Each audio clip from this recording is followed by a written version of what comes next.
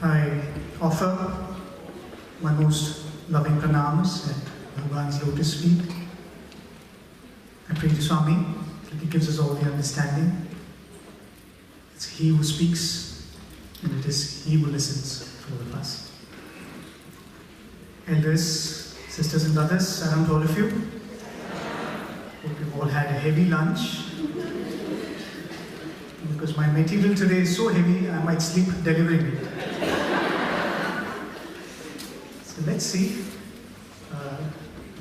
Once I was invited to give a talk to the young adults from Malaysia, and the topic was Face the Devil. And it was just after their dinner.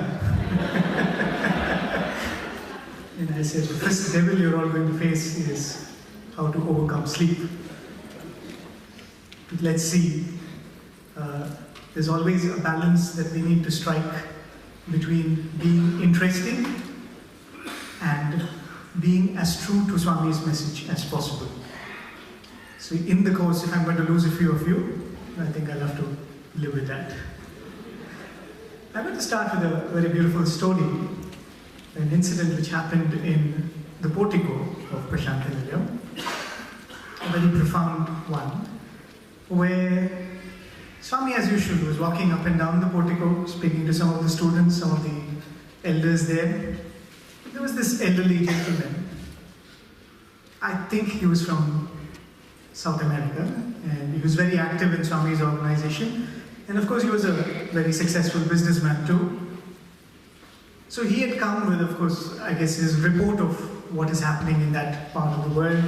And Swami was going through that, and he was giving all the works which was happening. And then, of course, he also told about what's happening in his business and his personal life.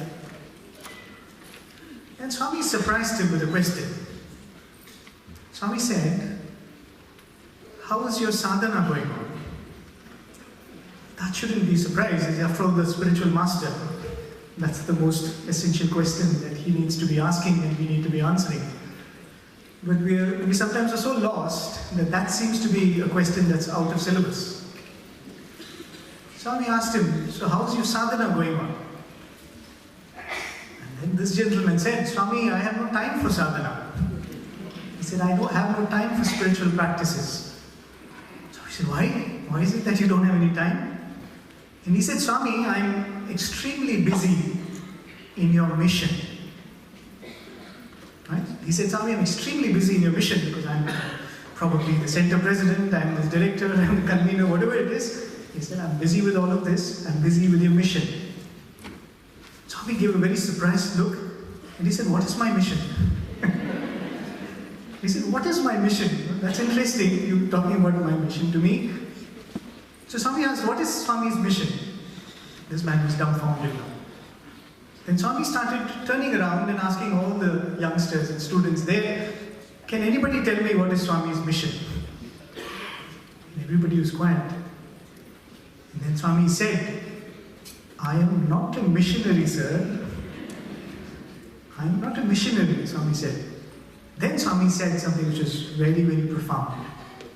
He said, "There is only one mission that I have. There is only one mission with which every incarnation of God comes down to earth. There's only one mission with which every noble soul walks this earth.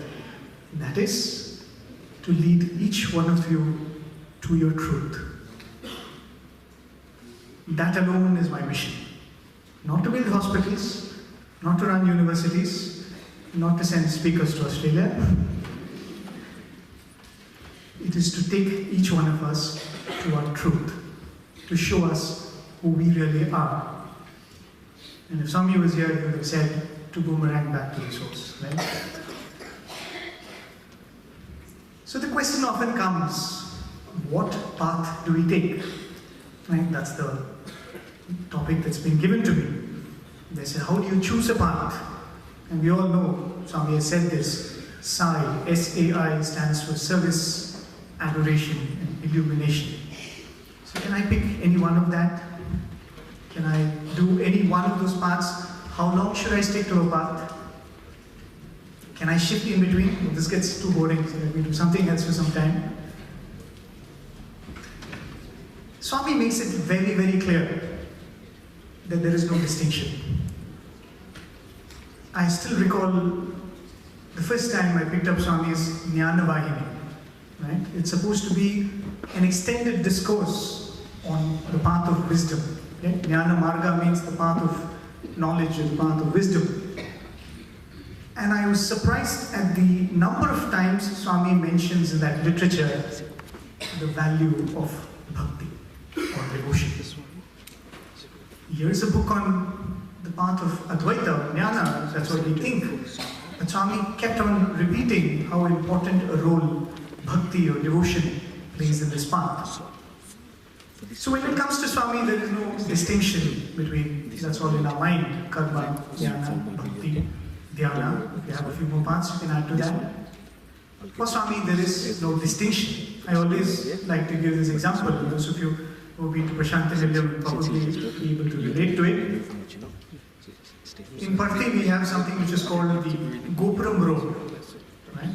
We all take that road every day to enter the Prashant Nilayam ashram through the Gopuram gate.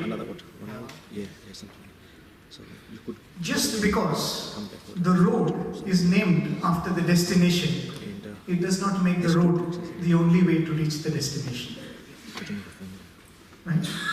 And if you know Parthi, you could come from the main road and enter the Gopuram. You could come through the Samadhi road and enter the Gopuram. It's just that the road is named after the destination. It's no way any special. Right? So just because a road is named after the destination, which is jnana or wisdom, jnana marga doesn't become any special than any of the other paths. So if someone is saying, oh, you can do all your bhajans, but you have to do Advaita, you have to go in great Vedanta, then it's a misunderstanding. But at the same time, we cannot sit here and say, I am only going to do bhajans, and when somebody comes and sings bhajans, I am going to cry. And that's all I need, and that's all I do. Because what has Swami said? Swami said, my mission, be it building a hospital, be it asking you all to do seva, or be it asking you all to do bhajans, my mission is to ensure that you turn back to your truth. So if that is not happening, then there is something that we are missing out. This is a wonderful story I heard, and I've seen it being depicted in the form of a drama in front of Swami, and some of you might be aware of it. It's the story of this great devotee of Vithala. His name itself is Namdev, right? Because he's all the time in Namasparana. Chalo, Namdev. So he's a devotee and he connects to the Lord only through Namasparana. All the time, Vithala, Vithala, Vithala. He's singing songs, he's singing bhajans. So much so that Lord Vithala manifests in front of him. And he lives with that communion with the Lord for many, many years. He will go to the temple of Vithala and Vithala will appear in front of him. He will be at his home and Vithala will appear in front of him. For many of us, that would appear like, that's where I want to get, right? So is that the destination? The story goes that there is a congregation of saints. All the contemporary saints, they all belong to the present state of Maharashtra. They all come together and they have a congregation. And they're all, the who's who of the saint land, if you could put it that way. Because there is Namdev, there is, I think, Sopan Moktabai, they're two saints. There's one Sathya Mali, who's supposed to be a gardener who becomes a great saint. There's a Gora Kumbhar, who's a potter who becomes a great saint. And all of these people come together and they're discussing about the Lord, they're discussing about the spiritual path. Then all of a sudden, one of them look at this potter saint of the Lord, Gora Kumbhar, and they say, you're a potter, you know very well when the pot is baked. So here are many pots in front of you. Can you find out which one of us is baked and which one of us is unbaked? And how does a potter check if the pot is baked? He's got something like a small cricket bat kind of a thing, and he goes around patting the pot. And there's a particular very sonorous sound which comes, and they say, okay, this pot is done. So this saint picks up that implement of his, goes around this group, tapping each one of them on their head. And each time he taps, there's a sonorous sound which comes out. This one is baked. This one is baked. This one is baked. Finally, he comes to Namdev, the great devotee, the quintessential bhajan singer, who cannot stop doing Namasmarana. The Lord appears in front of him, and he takes this bat, pats it on his head, and instead of a nice clink, he hears a thud. And he said, "Here is an unbaked pot." He said, "This pot is not yet ready." And this devotee gets very offended. He said, "Who are you to tell me that I am unbaked? Right? How dare you say that I am unbaked? I have communion with the Lord. I'm constantly in touch with my Vittala. Who are you to tell that I have not yet reached?" So he goes back home and he says, "All of you are fools. You're up to some mischief," and he goes away home. And when he goes home, Lord Vittala comes. And he says, "Nama, what happened? Why are you looking so dull?" So he explains the whole thing. He said, "Jokers, this is what they did. They're saying that I'm an unbaked pot. And is that a way you test a saint?" Right? That's no way to say, test a saint. That would have been interesting. After the convention, you could have had one person sitting at the door. As everybody's going out, tap on the head. "Okay, this one's baked. You don't have to come for the next convention." So he says, this is not the way how you test a person's spiritual progress. So I'm really upset with that. So Vittala is silent for a moment. And then Namdev looks at Vittala and says, "Lord, why are you quiet?" And he says, "It's true. You are unbaked." Oh, Nama is very, very hurt. Here is my Lord who's joining them in ridiculing me. He feels very hurt. He said, "Lord, what have I done? I've always thought of you. I've always done whatever I've done, offering it to you. Why are you saying this?" He says, "I will not be able to explain it to you, but I will tell you how to figure it out." And he tells him, "You go, there's this one particular place, and there's a great saint. His name is Visoba Kecha. You go and meet him," he says.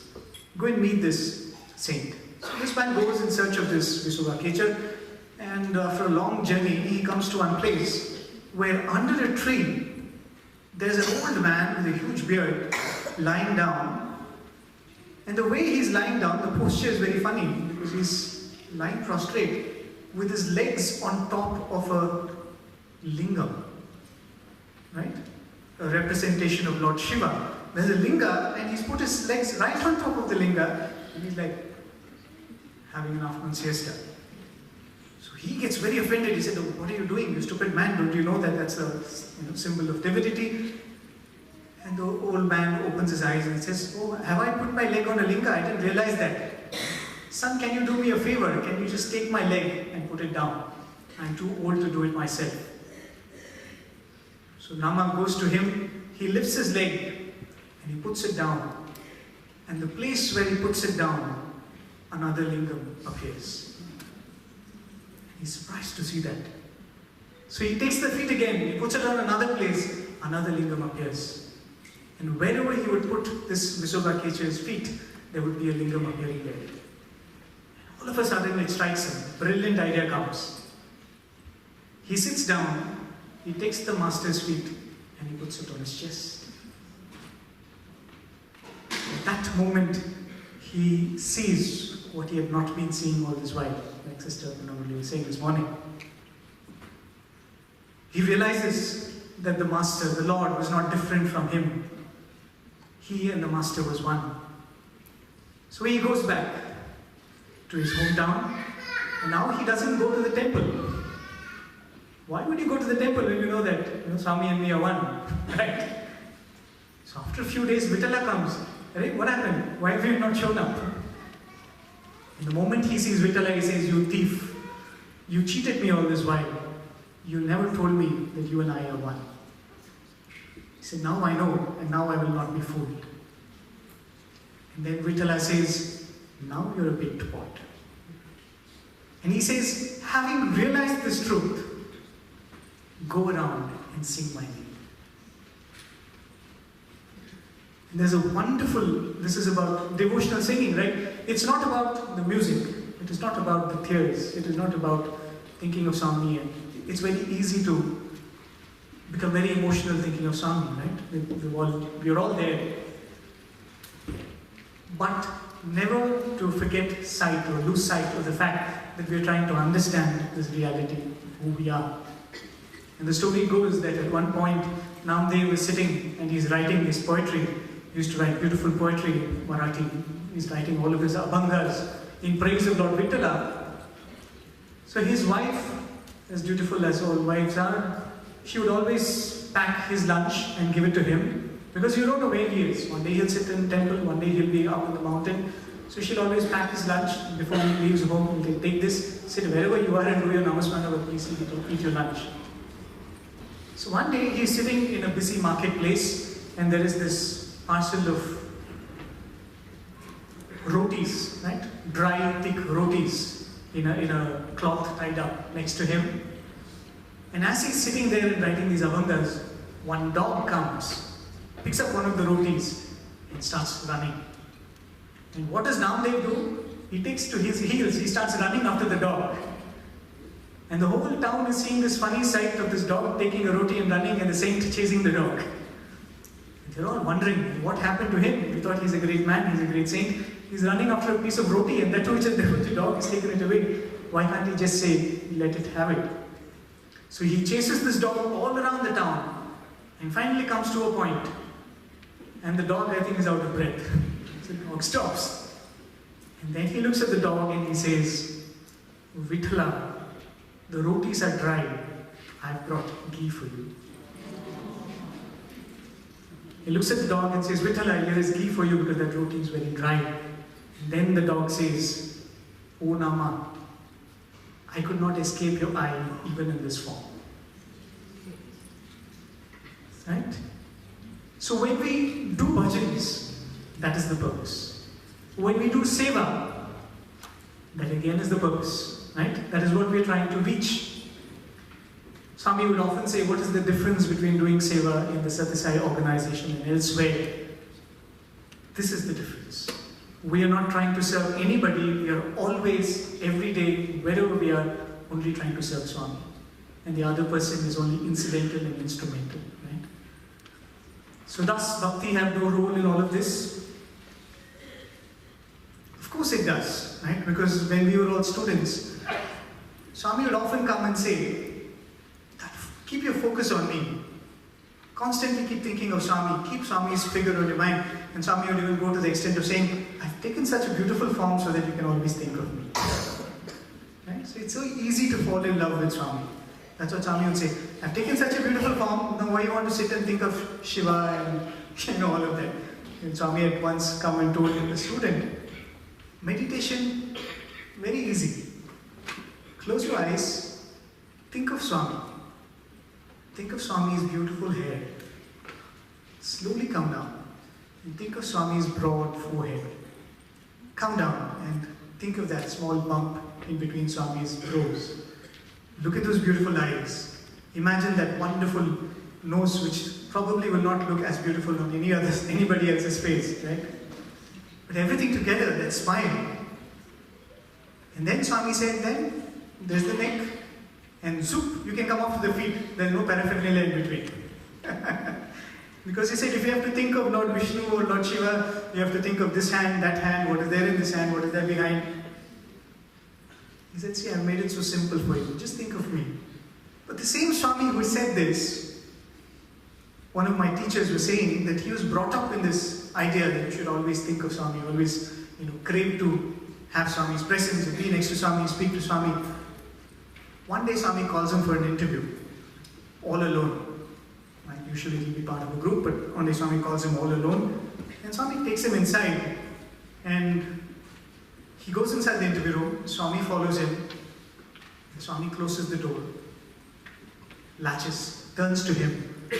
And Swami says, how long are you going to run behind this form? How long are you going to run behind this form? And he said it was so unsettling because Swami, you had taught us this. You had taught us to be devoted to you. Swami said, yes, now it's time. How long are you going to run behind this form? Right? So it is not that devotion does not have a role, but if a devotee does not become a jnani, the pot is not baked, the fruit is not ripened.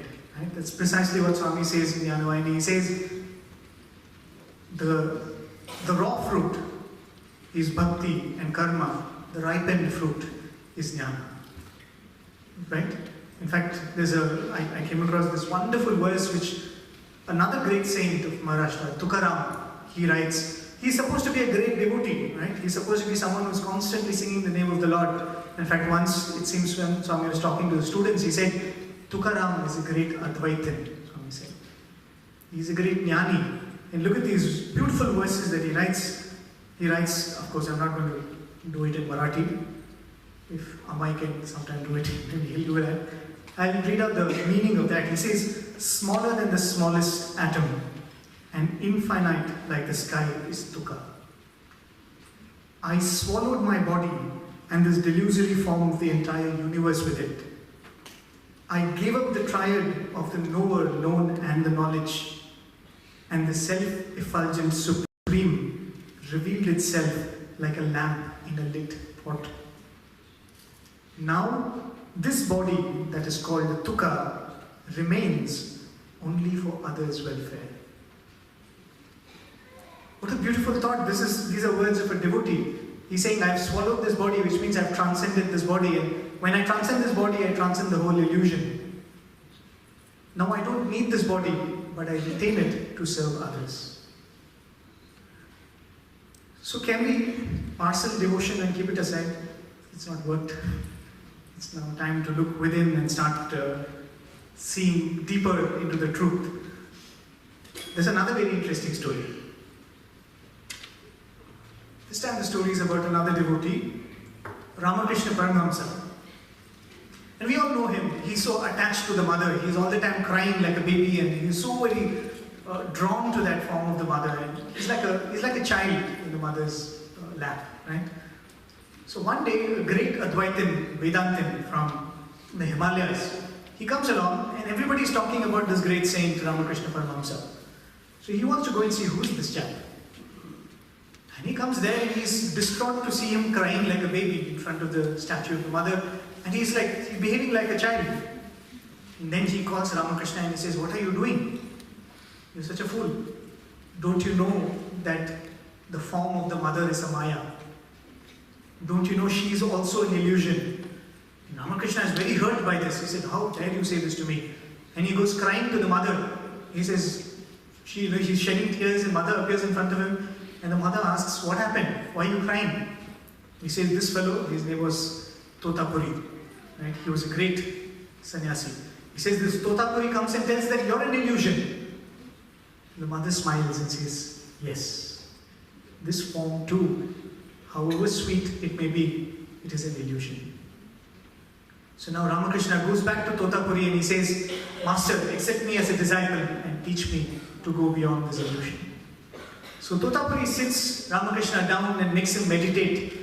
And every time Ramakrishna would meditate, he would go into a samadhi very easily. But then the mother's form would come in between.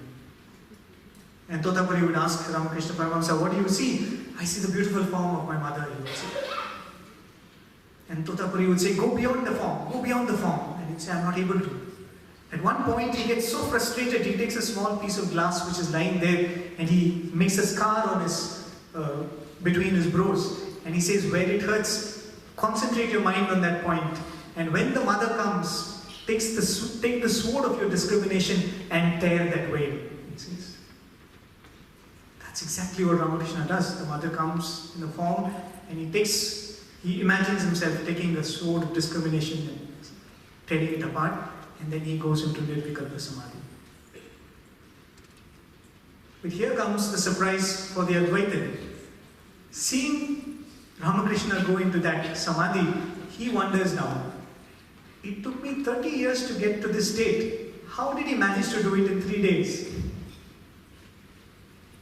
And then Totapuri says, there is a value in devotion which I have to learn from Ramakrishna. So devotion is not out of place, devotion is not any lesser path. In fact, Swami says, that is the best path, right? There is no better path than that. But all of these are together. But some things what Swami has given us in the form of his path are pretty mandatory, right? We've had wonderful bhajan workshops here. Well, you could be a bhajan junkie, right? If I could use that term. Oh, I'm always into bhajans. Oh, bhajan man, that's the thing, right? Every one of us need not be like that, but every one of us need bhajans.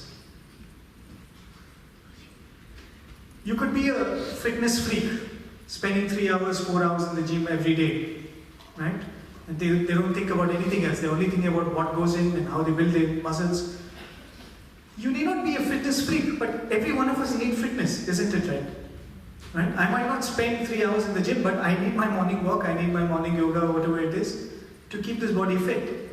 So similarly, when you talk about seva, when you talk about bhajans, when you talk about all the other activities, you may connect to Swami through them and you may choose to do more of it.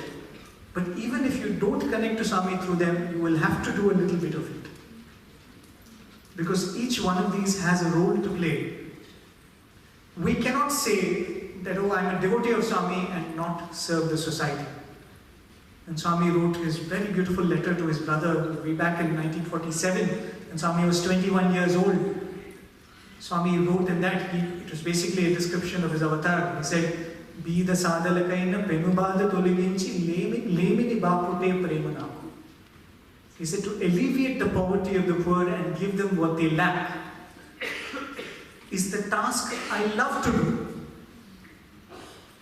And what is love that does not do what the beloved loves?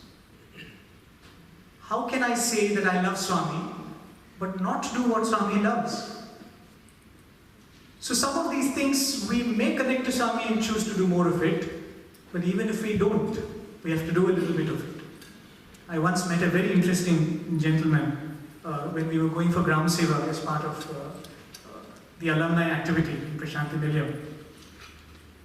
And we were traveling in one of these diesel autos, rickety rickshaws, and this gentleman was sitting in front of us, and my elder alumni brother was introducing that person to me. And he said, "Brother, do you know about him? He's a phenomenal person. You will never come across anybody like him." And this is the story he said. He would go around all places around Puttaparthi and do a lot of seva. And he would just go into a village, he would say, okay, they need this, and he would do something and he would give them that. He would try to help them out. So Swami was so pleased with him, Swami wanted to reward him. So one day Swami comes up to him and Swami materializes a beautiful ring and gives it to him. And what did this man do? The next village he goes to, he finds that they need a water tank or something. He sells the ring and builds a water tank and gives it to them. A ring materialized and gifted by Swami. And a few weeks later, Swami looks at his hand and he said, "Where's the ring? I gave you a ring." And he said, "Swami, this is what I did." Swami said, "Why did you do that?" And he waves his hand again and gives him another ring. He said, "Keep this." And again this person goes around and finds some other village which had another need. He sells the ring and does whatever they had to be done there. And the third time, Swami again asks him, "Where's the ring? Why did you do that?" So he said, "Swami, what do? I saw a need and I couldn't keep quiet." And this time Swami waves his hand and materializes a ring of a metal which can never be sold. Now you cannot do away with this. See, he must have done it with absolutely pure attitude, otherwise Swami's response wouldn't have been that. Right? You and I probably will not do that. Right? If Swami gives me something that will be more dear than life, we might not relate to Swami in such kind of seva, but nevertheless we should do a little bit of seva anyway. So partially, when we are trying to figure out what we are supposed to do, our interests matter. Right? If you like music, as yesterday the brothers were saying, the organization has avenues for all kinds of interests. So if your interest is music, if your interest is bhajans, yes, you can do that. So your interest decides the composition of your path for most part. Also, the roles that we have to play will define the path that we have to take. Right? If you're a doctor, automatically a little bit of compassionate seva attitude has to come into that role that you play. as I always say, as I was telling Brother Shivendra, every occupation has a hazard, right? Occupational hazard. The occupational hazard of being a speaker is ego.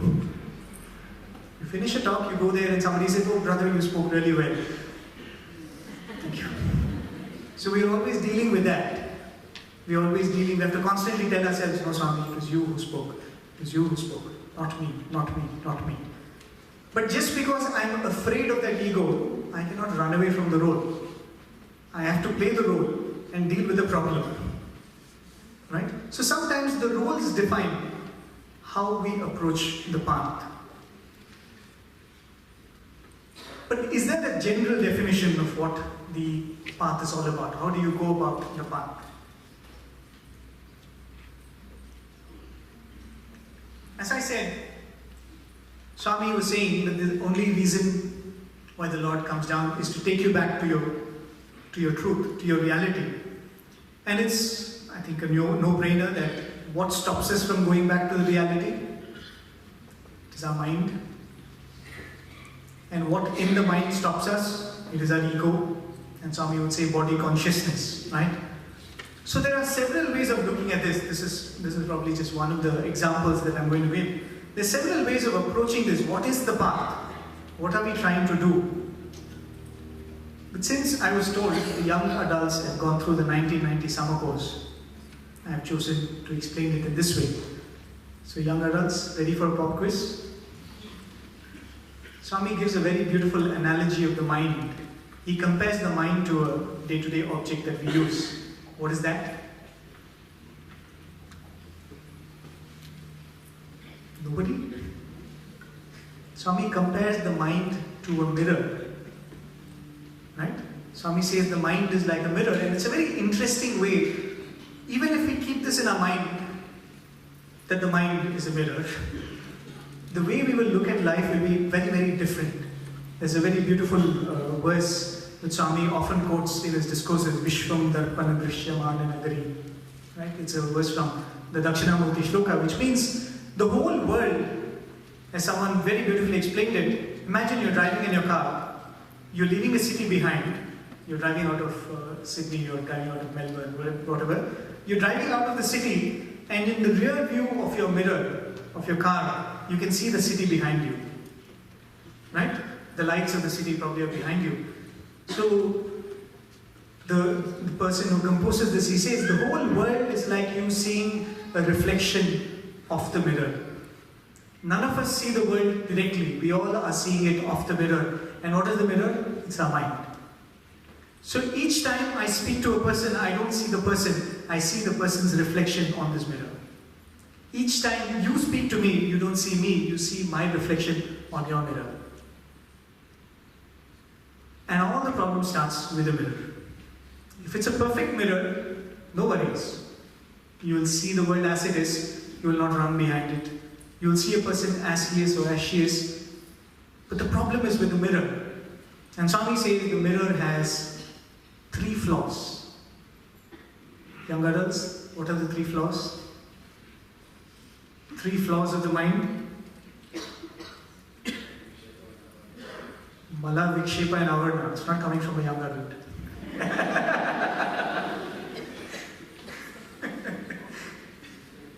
Right? Mala, Vikshepa and Avarna. It might sound a little technical, but it's a very interesting idea. Forget the Sanskrit, but it's a very interesting idea. He says you have a mirror. The mind is like a mirror. And this explains another concept which oftentimes we get confused. Swami says that no, you're not one but 3.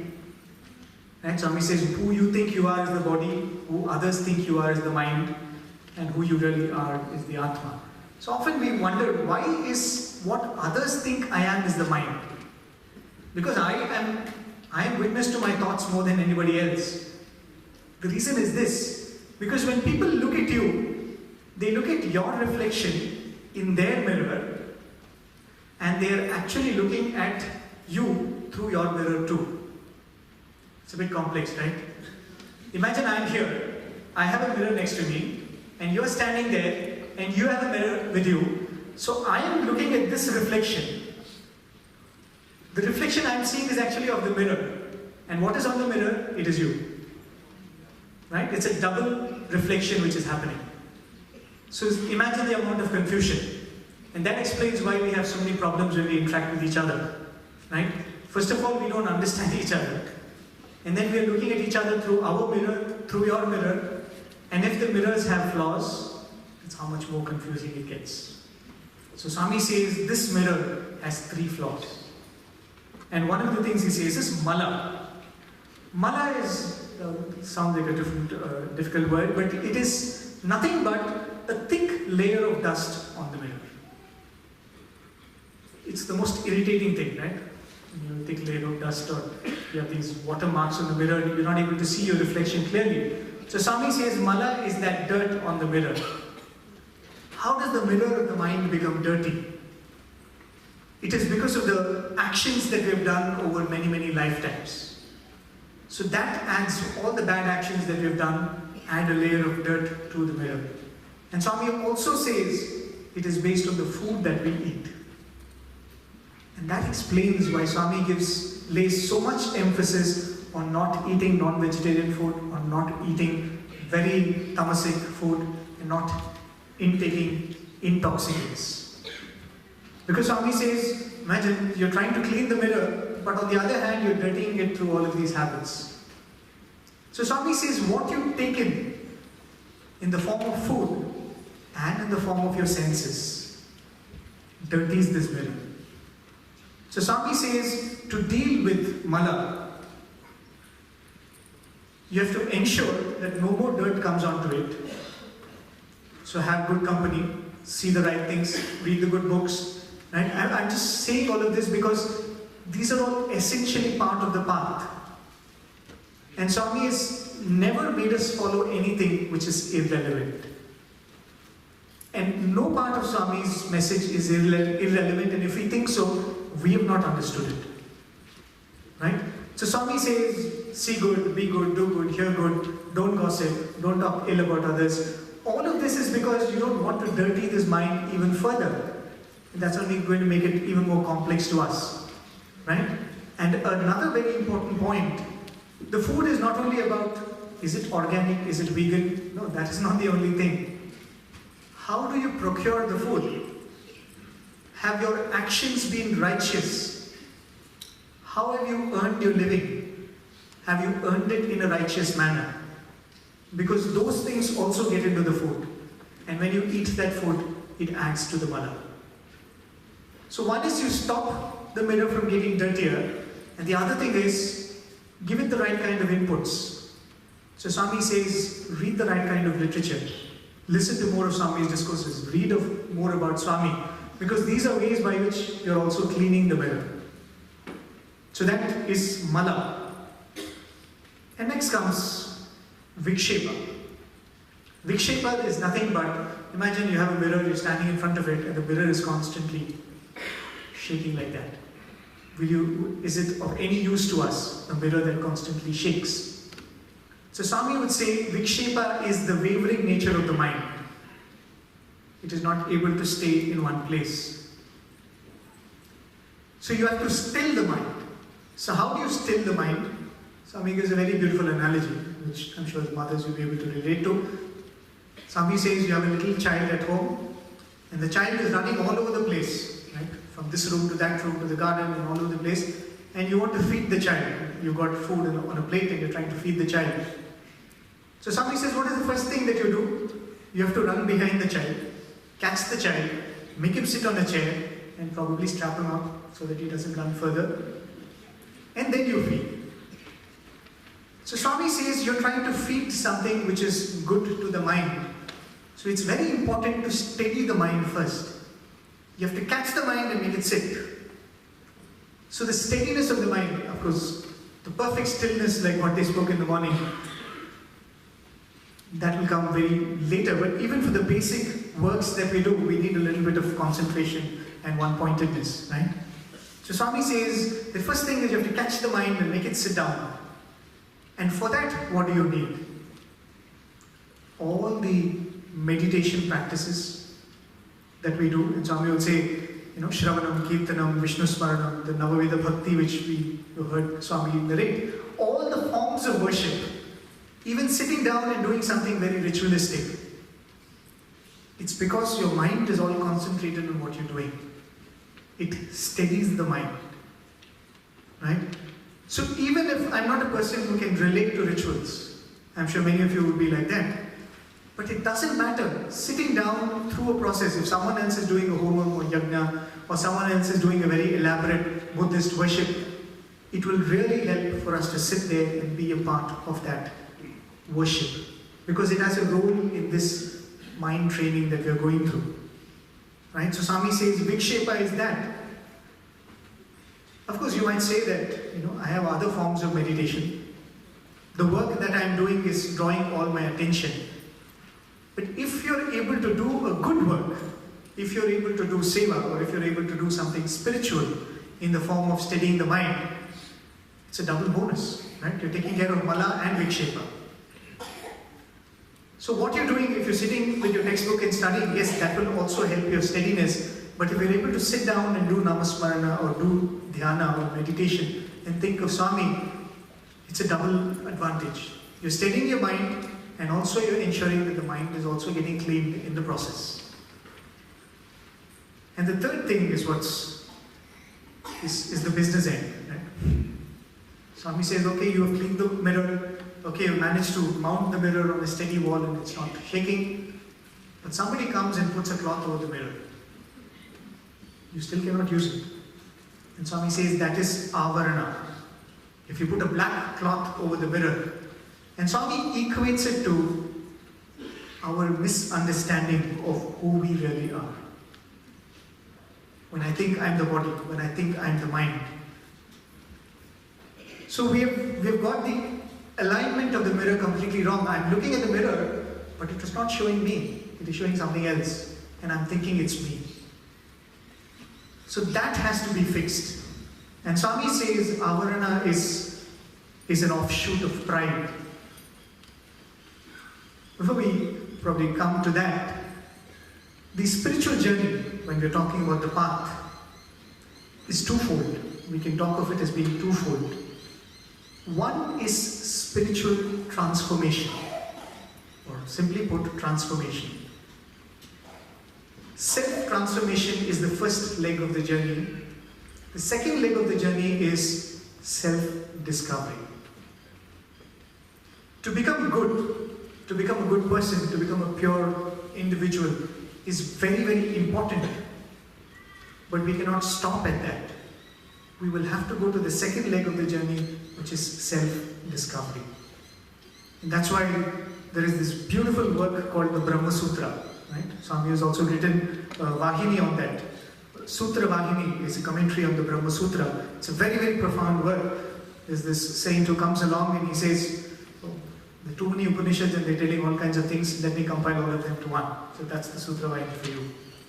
Right? It's supposed to be a very profound work. And you know how the work begins? Very interesting. The first line of a book, it starts with Athato Brahma Jignasa. Brahma Jignasa means the quest for the Brahman within, the quest for the divinity within. Athato means after this, the quest for the Brahman begins. That's how the first line of that verse begins. It says Athato Brahma Jignasa. After this, you can start the path of self-discovery. After what? And Swami very beautifully explains, till you have become a good person, till you become a guileless person, till you become a selfless person. You should never want to harm another to benefit yourself. Swami said these are the basic qualities, so that's why Swami kept repeating, be good, do good, see good, do to your neighbors what you would want them to do to you. Right? These are all basic tenets. Without this, there cannot be self-discovery. In fact, self-discovery is a path which will test your goodness. I'll give you a typical scene. I go to a counter where there's a lady behind the counter, and I'm buying something and she gives me wrong change. She gives me more money than I should have. And I come away from the counter and I look at it and I see that she's giving me more change. What would we do? We go back and give it to her and say, Madam, I think you didn't see that you're giving me more. That's basic goodness. I think we all have that. Now imagine I'm standing on the same row. In front of me there's a very elderly gentleman or an elderly lady who's there. And this lady behind the counter is being very, very rude to this lady. She's being very nasty. And you're looking at this and saying, how dare she talk to this person like this? How unkind of her. And then you go to the counter and she shouts at you also. She yells at you also. And you're so bitter with that lady. And now she gives you extra change. You'll think a little, right? She deserves it. Why would I go back and give the change to her? Which means our goodness and morality is dependent on who is in front of us. My nature is being defined by who's around me and their nature. Can I call it my nature then? Right? So when we go through this path of self-transformation, it is tested in the path of self-discovery. Swami, I'm not the body. The next day you'll get a fever. Right? That's when it gets tested. Are we really able to be like that? Are we able to be kind when we are uncomfortable in the physical body? So Swami says it's very important. Self-transformation is as important as self-discovery. You cannot try to reach out to self-discovery without transforming yourself. You cannot say, I'm a good person and I'm happy. We have not come here to become really good people. We've come here to find out who we really are. Right? That's the whole idea. So Swami gives a very beautiful way of dealing with this. If you look at it, how do you define ego? How do you define body consciousness? There's this very little story which I heard. A spiritual aspirant, he goes to a master and he tells the master, Master, please accept me as your disciple. Tell me what I should do to realize myself. And the master says, who are you? He tells a name, and he says, I'm Ramappa or something. Typically names which Swami would choose. He says, Swami, I'm Ramappa. And he says, that is your name. Who are you?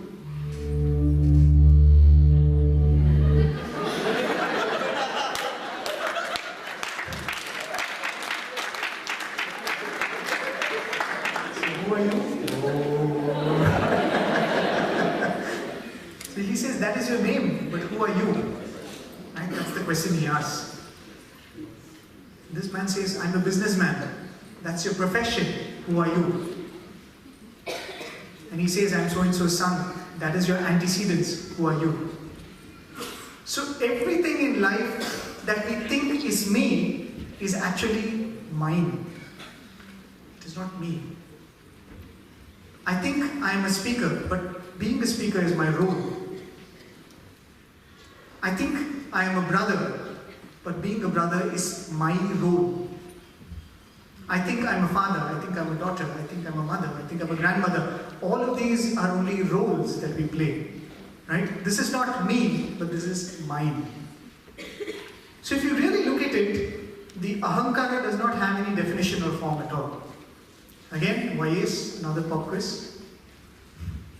Swami says a very beautiful thing about the hierarchy of subtlety. Swami says the most gross, not gross, also gross. The most gross is the physical body. Subtler than the physical body are the senses. Subtler than the senses is the mind. Subtler than the mind is the intellect or buddhi. Subtler than the buddhi is the ahankara. And this hierarchy is very, very important to keep in mind. We all have these amazing smartphones these days which have very, very scratch-resistant screens, right? What you call Gorilla Glass and all that. So once I was just interested in finding out how did they make that glass, how is it that it doesn't get scratched. And apparently there's something called the Mohs rating of hardness, MOHS, don't look it up, Mohs rating of hardness, which means there is some substance, it has been given a particular rating. Only those substances which have a higher Mohs rating can cause scratches on this. right? So what they've done is they've just taken a glass and they've fabricated it in such a manner that its Morse rating is higher than most of the metals that we use in our keychains, right? So I can put a mobile phone and a key in it. The keys will never scratch the screen because it's got a different Morse rating. Very similarly, only what is more subtler can have an influence on what is gross. So if I want to fashion my body in such a manner that it is healthy, I have to make up my mind. Unless I make up my mind, I'm not going to be able to wake up every morning and do my exercise, right? So to deal with the problems of the body, the mind can be used. To deal with the problems of the mind, the intellect can be used. But the ahankara is subtler than all of this. Nothing that you do with your body and your mind can actually do anything to the ahankara. That's what it means. So are we all at sea? But then Swami says, forget ahankara for now. But what I spoke about as mindness, Swami would say mamakara, right? The idea of mind, that is in the mind. That can be dealt with. The fundamental ahankara cannot be touched, but the mamakara, or the idea of this is mine, this is my family, this is my country, this is my person, this is my car, that can be dealt with. Right? So Swami says that you have to deal with. And when you have mamakara, what happens? Swami says, this is my family, so what do? I have to do something to take care of this family. So I go out and make a living. And then I say, well, this is the house that I have built with my own effort. Then Swami says it brings doership. What Swami would call kartritva. Complex word. Took time for me to learn the pronunciation. So Swami would say doership. The moment you have, from ahankara, you have mamakara, which is mindness. And from the mindness, now you have doership. And when you have doership, almost like tagging along with it comes the idea that I have done, I must enjoy. So Swami would say doership and enjoyership comes together. Kartritva and bhoktritva. I have put my effort, I want to enjoy it. So Swami says, do what you have to do to remove all of these things. And one of the beautiful things that Swami has given for us to deal with that is seva.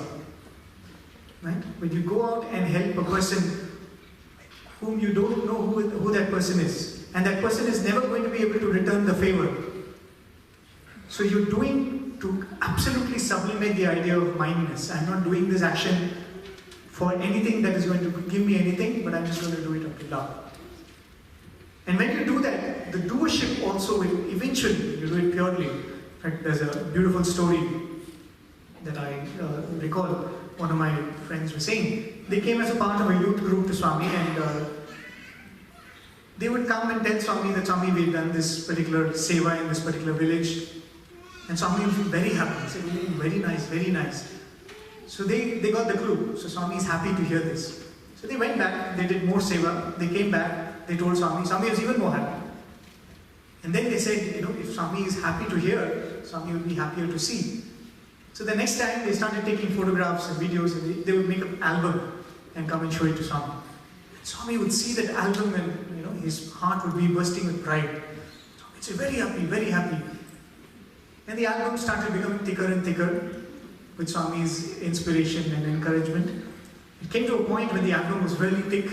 They had to put that huge book on Swami's lap. And they were showing, and Swami would ask, what is this? What is this? What activity is this? So then the boys were saying, Swami, we did medical camp in this place. Swami, we did Balvika's program in this place. Swami, we did a social elevation program, or whatever. So we did this, we did that, we did this. So Swami was looking at all the pictures, and Swami said, oh, you did all this? What did I do? Swami said, you did all this? What did I do? Swami asked. And it struck them like a thunderbolt. They put their hands together and said, Swami, you did all this. He said, Swami, you did all this. We were just there, dispensing the love and grace. Right? It's because when we get into the seva, and with all of these attitudes which you mentioned, Swami would say, everything is part of that process. Discipline is important. bhajans are important. Your own personal sadhana and reading and meditation, all of that is important. And when you do all of that, the mind starts becoming steady. And with that, slowly you will start seeing what the world really is. There will be no illusions in front of us. And when I see my body, I will see my body as my body, not me. Right? So all of this will work. We cannot pick and choose and say, no, tomorrow onwards, 4 hours of self-discovery. Just will not work. And just because I said, Swami would often say, all the problem starts with attachment. It's another very beautiful story I always love to narrate. There's this man who's endlessly crying in a village. A sadhu comes to that village and he asks the man, what happened? Why are you crying? And the people tell the sadhu that, this man's been crying for the past 3 days because he lost his wife. So the saint says, okay, let me go and counsel that man. And he goes to him and he says, what happened? Why are you crying? He says, my wife died. That's all right, but why are you crying?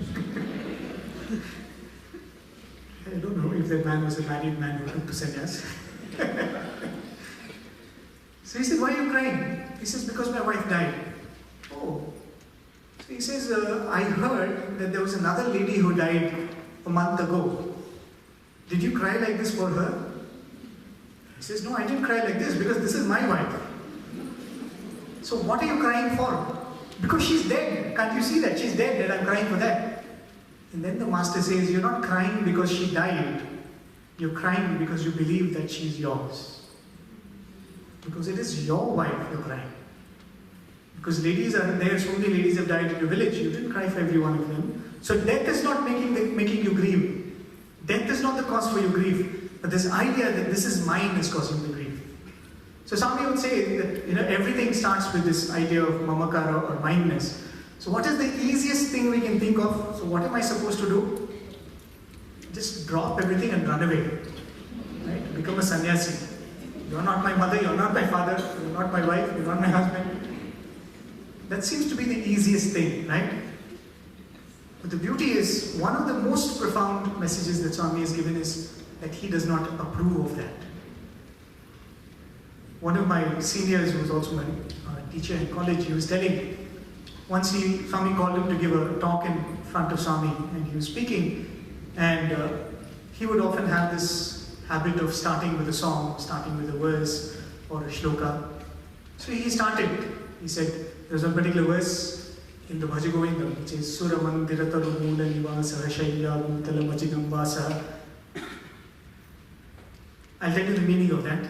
So he says, he recites this, or rather he begins to recite this, and Swami says, stop. What are you saying? He says, Swami, not me, Adi Shankara has said this. What is the meaning of that verse? Sura Mandira Tarumula Nivasa means, I will go and live in a temple. Shaya Bhutala Majinam Vasa means, I will sleep on the hard ground, I will wear a deer skin, which means I'll become a sannyasi. And I will give up all my attachments and I will leave the society and go. And Swami stopped him and Swami said, that is not my message. Why are you quoting that? Very clearly, Swami said, that is not my message. What is Swami's message? Swami reminded him, head in the forest, hands in the society. You can say that, oh, mamakara is the problem, mindness is the problem, so none of you belong to me now anymore. Swami says, no, that will not work. It is not so easy. That's why I find this very, very fascinating. Maybe I'll make a short reference to the Bhagavad Gita. Swami says, where did the Bhagavad Gita start? What was the problem? Here was this prince who's a brilliant warrior.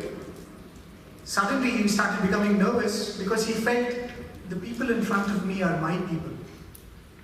Drishtva Swajanam Krishna, he says, I am seeing my people in front of me. So the problem is mamakara. But then Swami says, what is the essence of the Bhagavad Gita?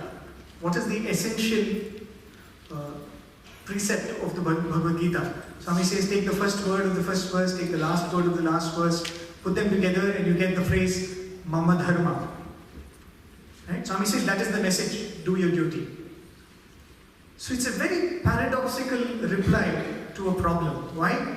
What is my problem? My problem is, this is my brother, this is my father, these are my people, these are my friends, those are my enemies, right? So Krishna tells him, use the same thing and define your role in society. She's my mother, I have a role towards her. This is my husband, I have a role towards him. Don't discard mamakara, but use the mamakara to define your role. To remove mamakara, you use mama dharma. So Swami says, take this thorn of mama dharma, remove the thorn of mamakara, and then discard both away. Right? Because that's what Krishna says. In the end, discard all your idea of dharma, sarva dharma, parityaja. He says, give up whatever idea that you have of what is your duty and come to me. So Swami says, take this thorn, remove this thorn, and throw both away. So this is the path that Swami has given all of us, and whether we realize it or we don't, we are all on the path, doing the right thing, but probably a little more consciously if we do. That's why nothing that Swami says is impractical. If I am feeling it is impractical, then there's something wrong with me. Nothing that Swami says is irrelevant for the age. If I find it irrelevant, I'll have to check my eyes. So, as devotees, I think we should strongly believe if Swami has said it, there must be a reason. Let me go and explore the reason. Let me find out why. We can never discard anything by saying that, no, this is irrelevant. This part of the message, I don't know why Swami said that, right? But I think I'll have time for one last beautiful story. This happened to one of my classmates. This classmate of mine was drawn to Swami because of the wonderful seva activities Swami's organization does. So he became a part of a Sevadal group. He joined them in all the activities they would do. And he young boy, so he was very energetic. So he loved this movement of service that Swami had started. And that's how he came close to Swami. And eventually he became very devoted to Swami. Swami would talk to him often. Then he became a student of Swami, right? And he was my classmate. So one day Swami walks up to him and Swami asks him a very interesting question. Swami says, hey, what were you born for? Swami asks, what were you born for?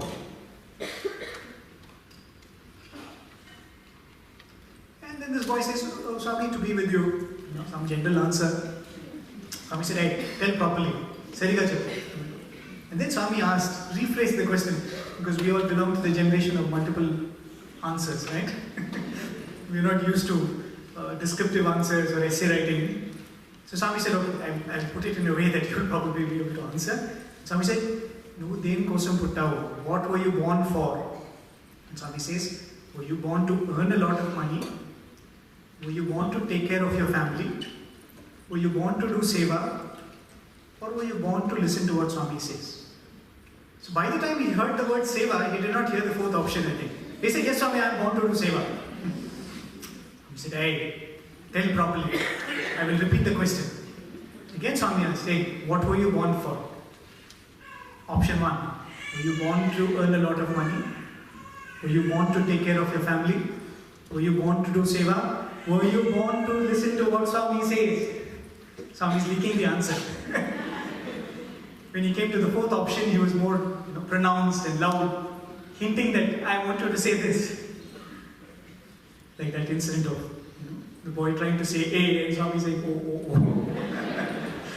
So Swami is giving the multiple choices, and he's making it even more easier by leaking the answer.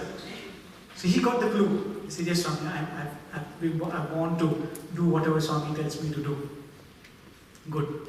Now I'll ask again, Swami says. And Swami asked the same question again. What were you born for? Were you born to earn a lot of money? Were you born to take care of your family? Were you born to do seva? Or were you born to listen to Swami? He said, yes, Swami, I am born to listen to you. Right?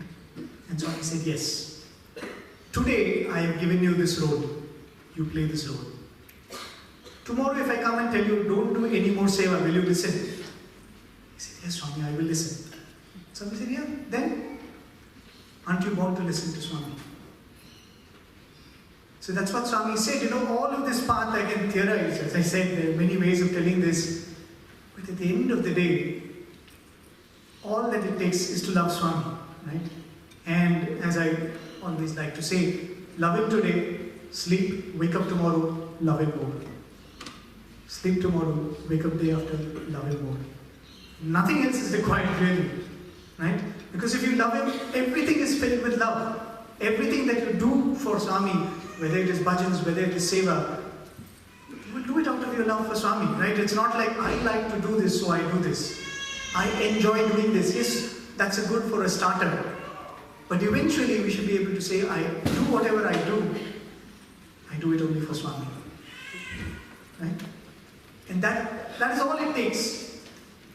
But sometimes our preferences come in between. It's all right to start. But that every day wake up and we say, we're all congregated here. Some of you must be into Kundalini yoga or something, I don't know. And some of you must be into doing a lot of bhajans. Someone must be into, I'm always seva man, go seva. Right? Some of you might be like that. But we all have gathered here under Swami's name. Nothing else has united us. It is our love for Swami that has united us here. And that is all that matters. If we can love Swami and say, Swami, you say, I do. Whatever you say, I do. Right? Karishye vachanam tava. That's the last supplication that Arjuna makes. Oh Krishna, I've understood enough. You say, and I'll do. With that prayer that Swami brings us all to that state where we say, Swami, we are just waiting to just do whatever you say. Nothing more is required in this life. I offer this humble effort at Swami's lotus feet, and I thank you all for your very, very patient listening. Thank you.